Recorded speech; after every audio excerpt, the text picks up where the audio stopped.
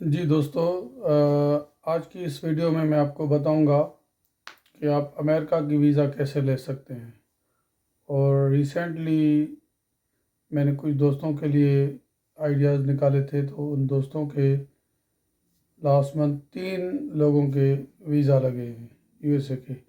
मैं आपको free of cost बताऊंगा कि यूएसए की वीज़ा कैसे लगती है और इंटरव्यू में कौन कौन से क्वेश्चन पूछते हैं। तो आपकी ये वीडियो बहुत इंटरेस्टेड है आपके लिए।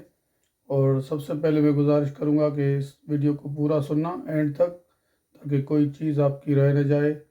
मैं वन बाय वन एक एक क्वेश्चन आपको बताता जाऊंगा कि यूएसए की वीज़ा कैसे लगेगी और आपसे कैसे कौन कौन से क्वेश्चंस होंगे, आप कैसे फाइल भरेंगे, आपकी ये जो डॉक्यूमेंट्स हैं उनको कैसे वन बाय वन अपलोड करेंगे, किस तरीके से आप करेंगे।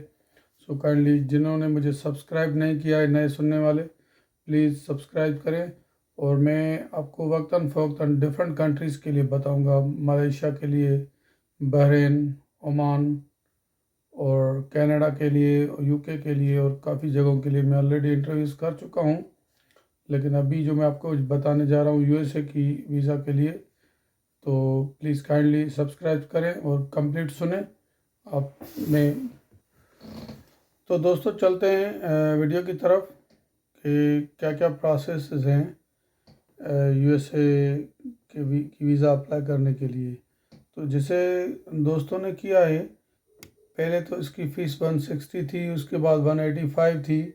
अभी आप ऑनलाइन चेक करें कि क्या फ़ीसें हैं, क्योंकि वक्तन फ़वक्तन इनकी काफ़ी चेंजेस आती रहती हैं।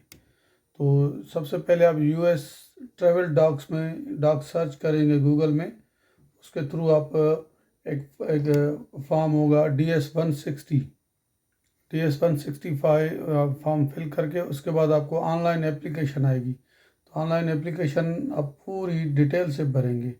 उसमें कोई भी चीज़ ऐसी नहीं लिखनी है जो आप गलत हो या आप समझेंगे उनको पता नहीं लगेगा। वो उनको एक एक डिटेल का पता लग जाता है।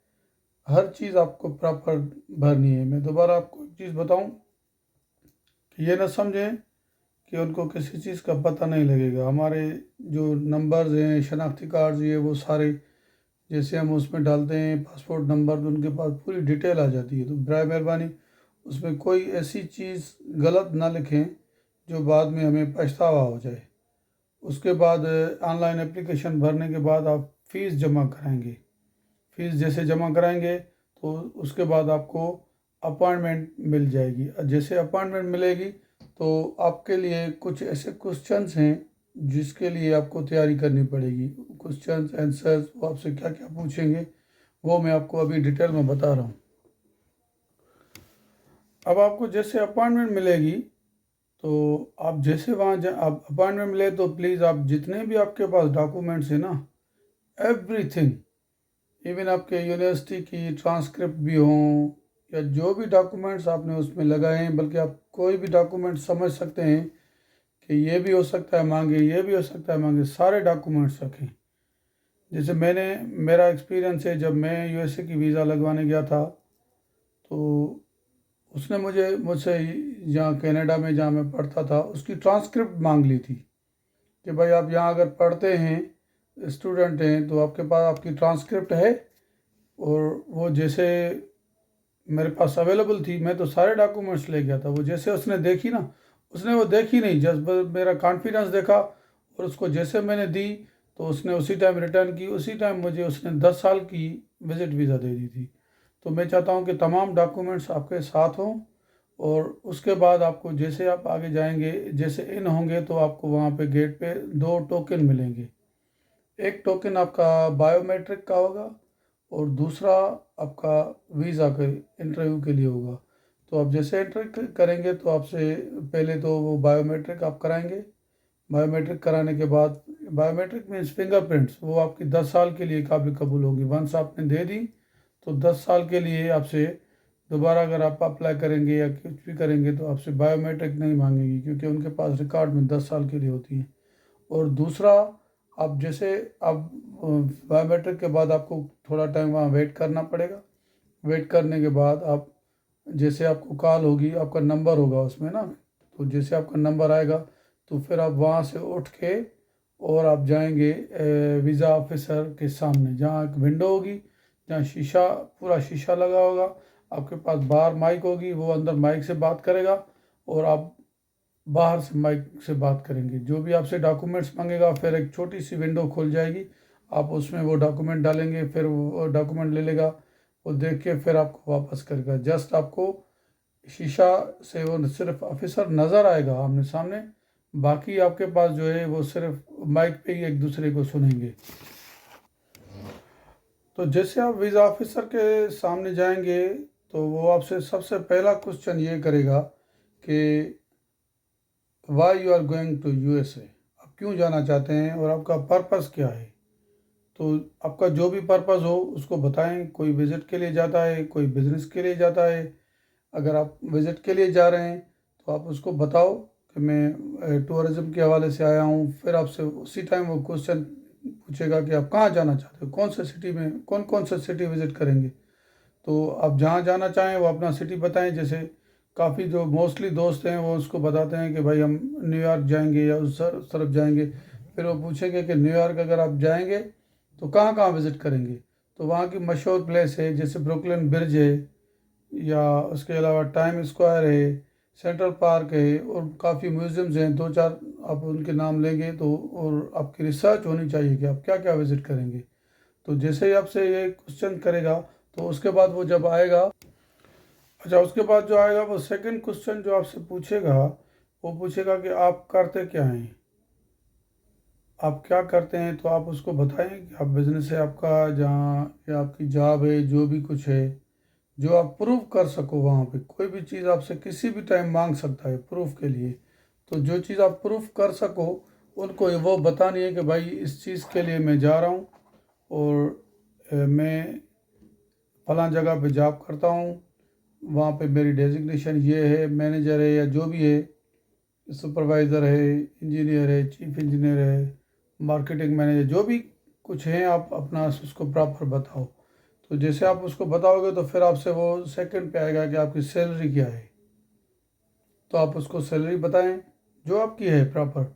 उसके बाद वो आपसे बैंक स्टेटमेंट मांगेगा। वो उसमें बैंक स्टेटमेंट क्यों मांगेगा, ताकि वो देखे कि आपके पास कुछ पैसे भी हैं, बैलेंस है या बैलेंस नहीं है, आप बस ऐसे ही जा रहे हैं। तो फर्स्ट क्वेश्चन मैंने आपको पूछा कि आपसे रीज़न पूछेगा, पर्पस। उसके बाद आपसे आपकी अपनी जॉब के हवाले से पूछेगा। थर्ड क्वेश्चन आपसे पूछेगा कि आपकी इनकम क्या है। उसके बाद आपसे जो चीज़ वो मांगेगा वो आपकी बैंक स्टेटमेंट मांगेगा।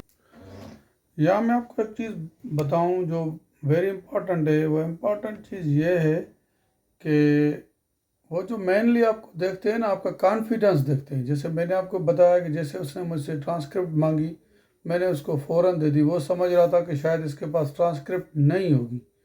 तो आपका वो कॉन्फिडेंस लेवल चेक करते हैं। आपका कॉन्फिडेंस जो है आपकी वीज़ा को पॉजिटिव जाने की तरफ 80% ले जाएगी। बाकी तो डॉक्यूमेंट सब ऐसे ही हैं, वो जस्ट चेक करते हैं। उसके बाद जो है ना आपसे वो कॉन्फिडेंस चेक करेगा आपका, और उसके बाद आपसे वो जो आखिर आखिर में एक सवाल पूछेगा कि आपकी ट्रैवल हिस्ट्री है, आप कहाँ कहाँ गए हो। जैसे हमको मैंने आपको बोला कि आपको उनको सब पता है, क्योंकि जब आप एप्लीकेशन फिल करते हो तो ये सारी चीज़ें वहाँ हमें लिखनी पड़ती है। तो वो जस्ट जो आपसे मांगता है वो आपकी कॉन्फिडेंस लेवल चेक करने के लिए आपसे क्वेश्चंस पूछता है कि भाई आप कहाँ कहाँ गए हो, जहाँ जहाँ आप गए हो उनको सच बताओ, या नहीं गए हो तो वो भी बताओ। जैसे आपकी ट्रैवल हिस्ट्री जितनी अच्छी होगी उतने आपके चांसेस बढ़ते जाएंगे उसके लिए, वीज़ा के लिए। क्योंकि वीज़ा ऑफिसर या जो भी जिस मुल्क में भी आप जाओगे विज़िट के लिए, तो उनके तो पैसे बनते हैं, उनके टैक्सेस बनते हैं। दूसरे ममालिक से लोग आते हैं, वहाँ खर्च करते हैं, तो वो चाहते हैं कि हम इनको वीज़ा दें। लेकिन वो आपके डॉक्यूमेंटेशन और आपका कॉन्फिडेंस लेवल चेक करते हैं कि ये भाई रियली है, रियल बंदा है, वापस भी आएगा या वहाँ गायब हो जाएगा। तो इनके लिए मेन चीज़ है कॉन्फिडेंस, और आपको सच बताना है। और ट्रैवल हिस्ट्री जो होगी आपकी वो आपके काफ़ी काम आएगी। अच्छा उसके बाद वो जो है आपसे एक सवाल पूछेगा। जी तो दोस्तों उसके बाद जो आपसे ये क्वेश्चन करेगा वो अब ये वाइंड अप की तरफ जाएगा। आपसे क्वेश्चन पूछेगा कि आप सिंगल हो या मैरिड हो या कितने बच्चे हैं। इसका मकसद है कि वो आपसे टाइज पूछ रहा है कि आपके पीछे क्या है, प्रॉपर्टीज़ कितनी है, या आपके जो सपोर्टिंग डॉक्यूमेंट्स हैं वो सारे आपके साथ हो, जिसमें प्रॉपर्टी के डॉक्यूमेंट्स हो या आपके पासपोर्ट्स जितने पुराने हो, जिसमें वीज़ा लगे हुए हों डिफरेंट कंट्रीज़ के, उससे वो आपको ट्रैवल हिस्ट्री का पता लगेगा। वो कभी भी मांग सकता है, मैंने आपको पहले ही बताया कि उसको पता सब है, क्योंकि हम फॉर्म में ये सारी चीज़ें भर चुके हैं, जस्ट वो चेक करना चाहता है ना। उसके बाद वीज़ा की कापीज़ जो हैं, जो आपकी पहले कहीं पे भी गए हुए हैं दुनिया की किसी हिस्से में भी, तो वीज़ा की कॉपीज़ आपकी लगेंगी। और जो आपको अपॉइंटमेंट लेटर है वो भी आपका ज़रूर वो चेक करेगा कि जो आपके पास अपॉइंटमेंट लेटर है वो तो पहले आपसे गेट पे भी मांगेंगे, लेकिन वीज़ा ऑफिसर भी मांग सकता है किसी भी टाइम। तो दोस्तों, जितने भी सपोर्टिंग डॉक्यूमेंट्स हैं, जो भी चीज़ें आप अपने पास रखेंगे, तो वो डेफिनेटली आपकी पॉजिटिविटी की तरफ ही जाएगा। और मेरा तमाम दोस्तों से मशवरा है कि इन चीज़ों को देखें, और अगर आपको अपॉइंटमेंट का इशू है, नहीं मिल रही है, तो उसके भी कई रास्ते हैं। मैं आगे जाके वो भी आपको बता सकता हूँ कि किस तरीके से अपॉइंटमेंट ली जाती है, और कई लोगों को सालों की मिलती है। लेकिन आखिर में मैं आपको बता रहा हूँ कि मेरे पास कुछ ऐसे तरीके हैं जिससे करने से लोगों को अर्ली मिल जाती है। तो इंशाल्लाह नेक्स्ट वीडियो में उसका जिक्र करेंगे। और दोस्तों को गुजारिश है कि सब्सक्राइब करें, ताकि आपके पास जो भी वीडियो आए वक्तन फ़वक्तन वो आपके पास पहुँच रहे। और रिक्वेस्ट है कि तमाम दोस्तों को भेजें, अगर किसी को फ़ायदा होता है तो आई थिंक हम सबका फ़ायदा है इसमें। और इस उम्मीद के साथ कि मिलेंगे दोबारा अब दूसरे किसी वीडियो में। थैंक यू दोस्तों, थैंक्स फॉर वाचिंग।